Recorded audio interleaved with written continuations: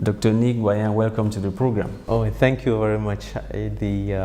Yes, I'm an entrepreneur, I'm a surgeon, a urologist, an entrepreneur, and a politician, just so many caps.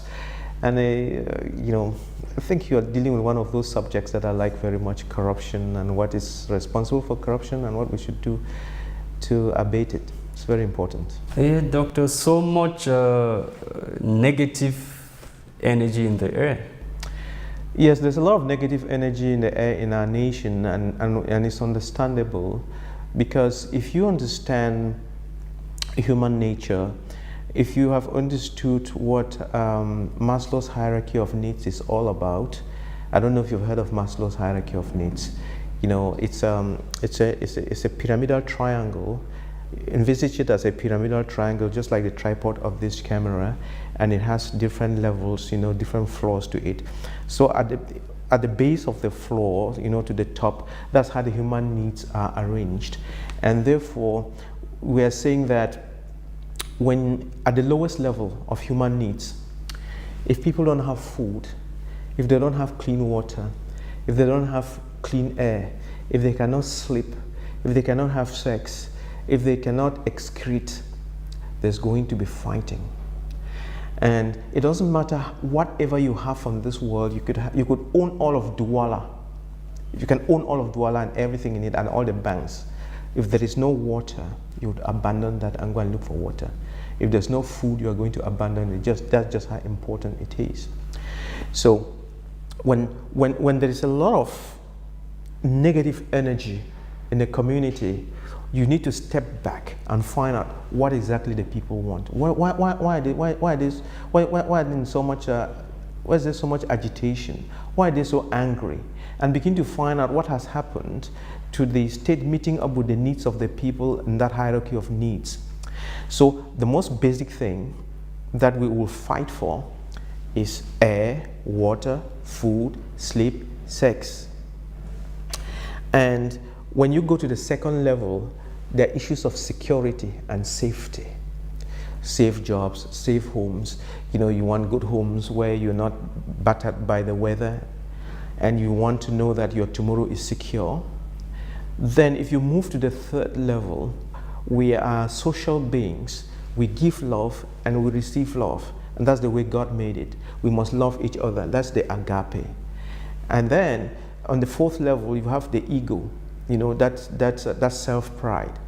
And when the ego is off track, you can have you can suffer from inferiority complex or superiority complex, and either way is not good. You should just be yourself. And then you get to the fifth level, which is self-actualization.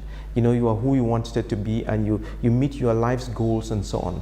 And then you can leave that triangle and ascend to a higher level, which is called a transcendental level. And the transcendental level is when people are mature enough and they reach a certain level of spirituality where they have attained everything that they want, so to speak, and they're looking at life differently and asking themselves, why was I born? Why am I on earth? Yes, I have cars, houses, I have the money, I have the women, I have the everything that I really wanted to have. I'm a president, I have done this, I'm a minister. You have everything that a man could actually have with money. But now the question is, and so what? When you ask yourself your question, I have filled the banks with my own money. The question is, and so what? When you ask the question, and so what? Then you begin to realize that life is not about you. Life is about others. And at that material moment, you will see that you become happier and more contented when you begin to serve others. Serving others in doing what? In helping others to meet their life challenges as they go up the Maslow's table. So if you have acceded and you have all the money, the power, and so on, God puts you there and gives you the opportunity, so you begin to provide food, water, housing, security to people. And when that is not done, there's social strife. Okay, Doctor, I want to remind our viewers or televiewers that you are of the CPDM ruling party. When you read through the reports of the Transparency International recently, that was published recently, were you satisfied with the position of Cameroon? Well, in your introduction, you said that there was a time around 1996 where we were very good, around 49, thereabouts. Yeah. And then the situation gradually got worse and the worst position we've occupied so far has been 153, right? Yeah, that was in 2017. And therefore, we improved by 1 point, and now we are 152. Let's hope that we keep improving until we get to 80, 90, and so on. But 152 is nothing to be proud of.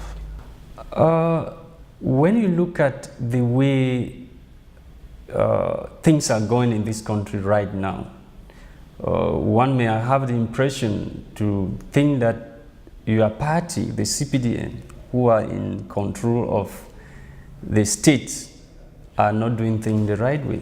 Well, you know, if we go by what the president has been saying, and especially in 2013 at the end of year report when he was addressing the nation on the 31st of December 2013, he was very categorical, he was very clear, and he was decrying the fact that most government functionaries, ministers and directors and what have you, people are only thinking of their stomachs, people are greedy, they don't think of common good.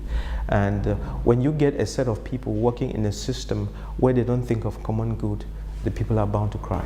So where does the problem lie? Does it lie on the educational system? Yes. Have we failed with moral education? It's not just moral education, it's a set of, the solutions or the problems are multifactorial. You know, you could rephrase that question and ask, there's been corruption, and we have CONAC, we have all sorts of things, and there is representatives of CONAC or anti-corruption units in every ministry, every department, whatever, and even in the private sector. And I think there are about 4 arms of government just to fight corruption. And then you have police people and gendarmes and so on who are supposed to be fighting corruption. You have judges who are supposed to be fighting corruption. You have teachers who are supposed to be fighting corruption. You have pastors and priests who are supposed to be fighting corruption. But from the moment where the human nature is corrupt and you start having teachers who tell lies, professors who tell lies, priests or pastors who tell lies. So where did we go wrong? Where does the problem lie? The problem is in our training. There's something wrong in our training. We have not been trained to know what is truth and to know the importance of truth, and to know what love is and to know the importance of love. We've not been trained to respect others, and we've been trained and we went through jungle law competing, where you think that if you grab from your brother and save for yourself, save for the rainy days, even if your brother is dying in the cold and you have the blanket on your side, you're well off. We've been trained not to be one another's keeper. We've been trained to fight each other for what is left, and that is very sad. And if you want to find out what is plaguing our nation, you need to really step back and meditate on it, something that I have done. Then you realize that the problems have to do with our education, as we said. Not just moral education, it's more than moral education. The kind of education we have in the country, if we don't change it today, even for the next 100 years, it will only get worse. The wars would only increase. So the kind of education is not good. Our economy is not good. But they are talking about the LMD system. No, it's not about LMD system. Forget about LMD system. Yes, so many subjects have been added in primary school. The curriculum has been changed. No. The LMD system is just a system. But what is it that goes into the system? That's the problem. The problem is not with the LMD system. The LMD system is great. But what is it that you are feeding in the system? It's what we say LMD system is like having a cornmeal, okay? You have a cornmeal, that's the system that grinds is the cornmeal. And then if you put corn, it will give you corn flour. If you put in millet, it will give you millet. So the question is, what did we put into LMD system and what is it that we are getting at the other end? If you put it junk, you will get junk. That's the problem. So what are you insinuating? As of now, we need to think very carefully. These are the indicators. The economy must be good.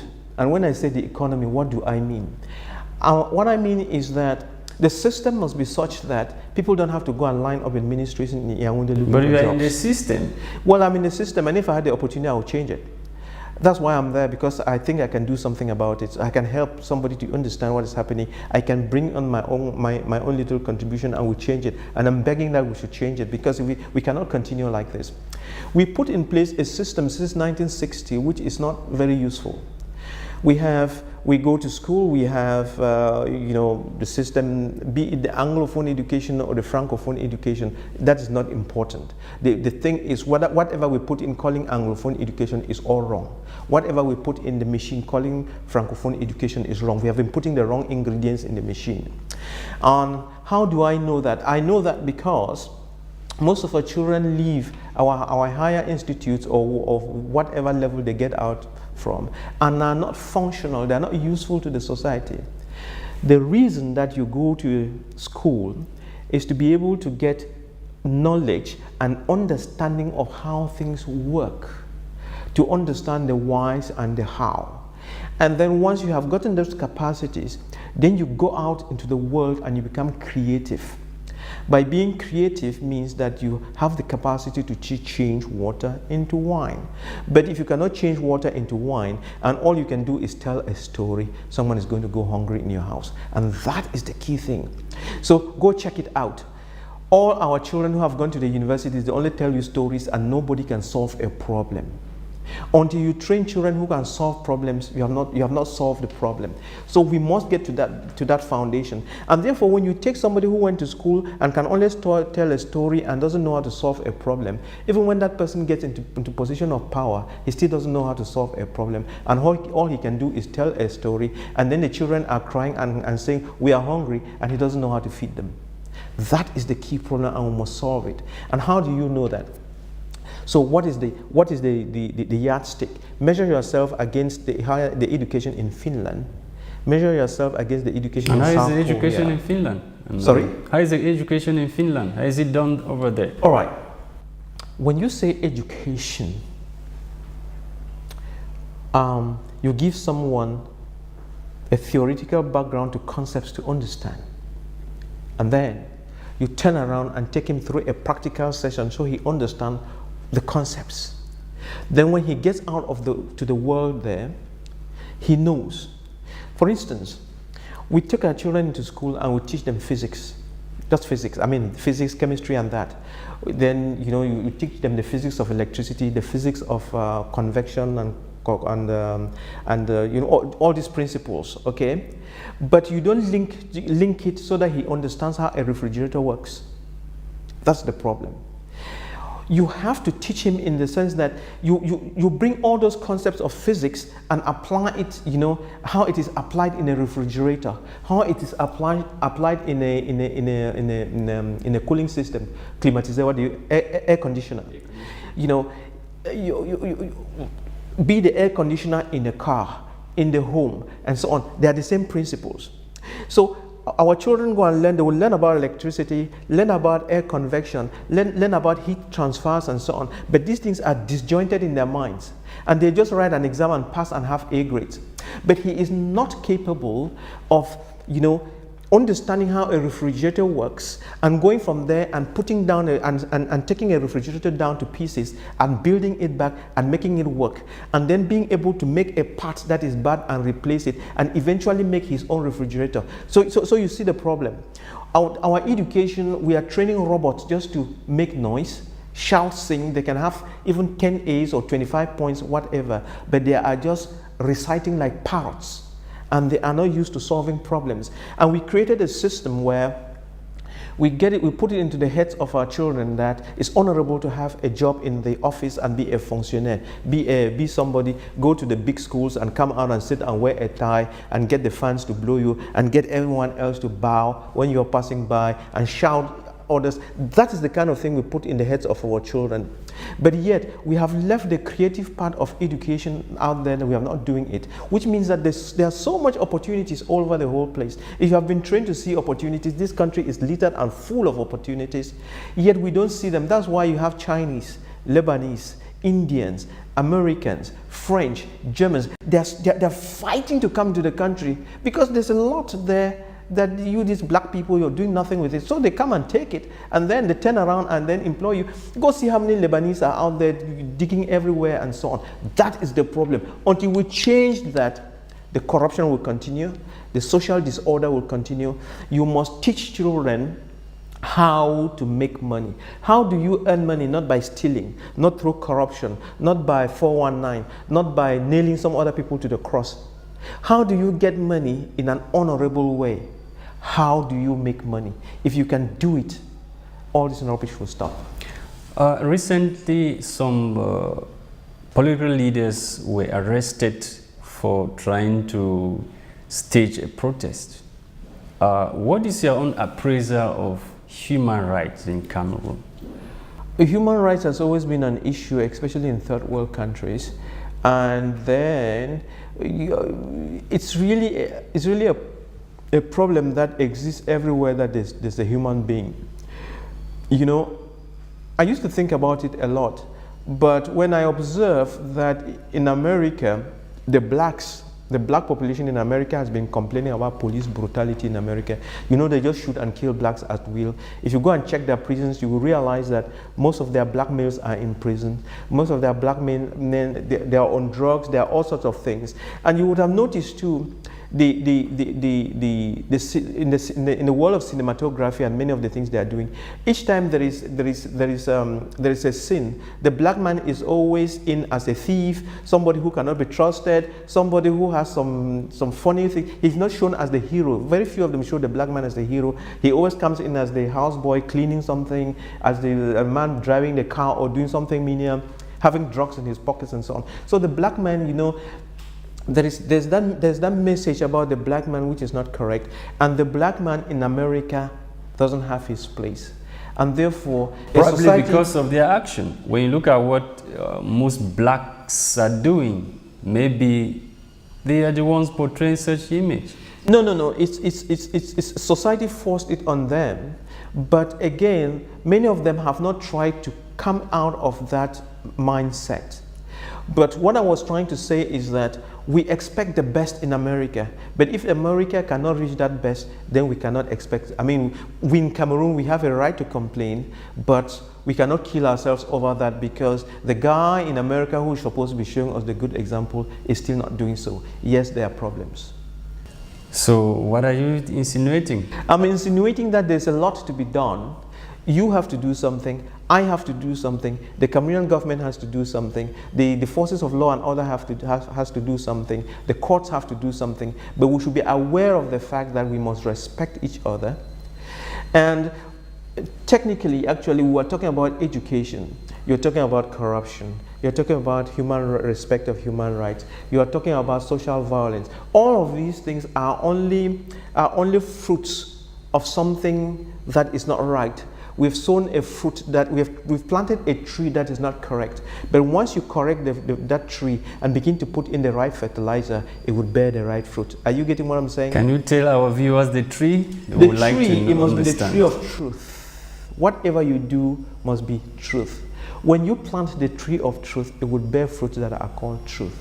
When you plant a tree of love, it would bear bear fruits of love. Anything that is love, is born of love, is good. So when you are seeing all of these things, it means we have no respect for the truth in our nation. We have no respect for love of one another in our nation. What do I mean by truth? Now, truth is something, you know, when Jesus Christ was asked about the truth, Pilate asked him, and what is the truth? He never answered. But the truth, even if you go and Google search on the internet to find out what is the truth, you will not get it. The truth is something that is very, very technical, and it took me a lot of time to understand what truth is. And once you have understood truth, and you walk in truth, you think truth, you practice truth, and if everybody were to do it, doing that in love, there will be very few problems. What is truth, for instance? Okay, you are a journalist. You went to school to study journalism. If you cheated and got sexually transmitted marks, yes, you will end up with a title which says journalist, but you will not be no journalist. Are you getting the point? I have the cameramen here. Supposing they also cheated and got a paper which says you are a great cameraman. When you are bullshit, you will not do the job. So when it comes to doing what we are doing now, the job will not be good because you cheated, the cameraman cheated. You understand? You didn't represent truth. So when we say you are a journalist, it should not be a journalist only in Cameroon. It should be a journalist anywhere in the world. If you say Dr. Ngwanya is a doctor, I should not be a doctor only in Cameroon. I should be a doctor anywhere else. So if you have a school system that trains doctors and nurses who can only function in Cameroon and cannot, are not worth their weight in gold outside and cannot compete with the rest of outside, there is a problem. Therefore, the question is, the way we do things in Cameroon, can we compete with the world out there? If we could compete with the world out there, we will not be number 153. That's an indicator of how off track we are. So when we begin to do things properly in our school systems, from primary school, nursery school, high schools, and so on, teaching the right things, we'll be okay. Take, for instance, the education I was talking to you about a moment ago. We have to have an education which teaches children STEM, STEM, science, technology, engineering, and mathematics. It is that kind of education coupled with attitude, the training in attitude and character, computers, communication skills, emotional intelligence, that's intrapersonal and interpersonal intelligence, that kind of thing. Knowing how to respect each other, knowing how to work in teams and so on, knowing how to produce. Then you would have seen that we would have been producing our own stuff. For instance, why do we spend 300 billion francs every year buying fish, Chinese rice, and then Moroccan fish from others and eating and going to the toilet? The question is, why can't we grow our own rice? Because what we call our agri engineers and officers are fake. You understand? They don't represent the truth. Because if you are an agri officer who trained well and you represent the truth, show me, don't wear a suit and come and tell me you are an agri officer. Show me that you are an agri officer by showing me a farm of hectares of corn, hectares of beans, hectares of cocoa, and so on. You tell me this is my tonnage every year, and this is how much money I make from it. This is how many people I employ. And my problem is now is I want to be transforming from this to that. I have a problem of storage. I want to be doing that. But go check. Go to our Ministry of Agriculture and Animal Husbandry. Start from the ministers, come down to the Secretary General, come down to the directors and all the advisors, then go even to the divisional level and gather all of them for the past 10 years and try to do a study to find out how many of them have farms, how many of them kept animals. I know that agriculture is the backbone of the economy. Is the backbone of the nation. So they are talking agriculture, they're sitting in air conditioned, they're riding in big cars, but none of them can give you a bag of rice. That is the problem. So they're fake. Are you getting what I'm saying? Until we get to the point where when you say you're an agri officer, I measure you by what you produce, but not what you say. Most of them will tell you the business climate is not there for them to operate. No, and that is why we must change. Because if we keep having, that's just an excuse. If we keep having all these excuses year in year out, we'll never move. We have to get to the point where we step back and stop having people telling stories. Tell your story by what you produce. Don't tell your story by what is your message for the youths who are out there? My message for the youth. My message for the youth is that when you go to school, stop learning subjects. Learn, even when you are learning subjects, realize that those subjects are a basis for you to understand how things work and function. Learn in such a way that when you go to a professional school, you can put all of that together and bake a cake. Bake a cake is figurative. That means you can do something, you can bring things together and make them cause a manifestation. If you are going to study and get even a PhD and all you can do is wear a tie and tell long stories, you have failed. That's the message. When you go to school, even if you are studying the physics, the chemistry, the mathematics, the philosophy and so on, you must put it to use. And you cannot just study philosophy and put it to use. You cannot just study chemistry and put it to use. You must put it to use by combining it with some other things so that you can make soap. You study chemistry so that at the end of the day you can make soap. You study chemistry so at the end of the day you can take a pineapple, grind it, mix it with other things, create pineapple juice in aseptic conditions, seal it and put a label on it and sell in Europe.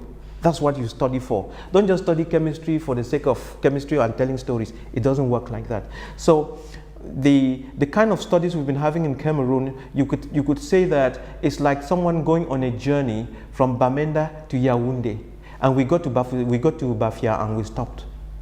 The education was not complete. The education is only complete when it is productive, but our education is not productive, and that's why we are having corruption. So what kind of system of education are you proposing to your ruling CPDM party? The system of education should copy what is happening in Finland and South Korea. Those are the best examples in the world. Even America and so on, they are trying to copy that. It's a system of education which is based on STEM, which means that from the primary school level, children are supposed to be learning agriculture for real. And the agriculture for real is not in the textbook. You read about, you do it in the textbook, do it in the laboratory, and go to the farm. Are you getting what I'm saying? You know, all our children from primary school should be working on the farms, not just digging with a hoe, but doing it scientifically on the farm. So by the time they get to university, 80% of them will want to go and work on that farm with machines, with laboratories, with everything, doing it scientifically.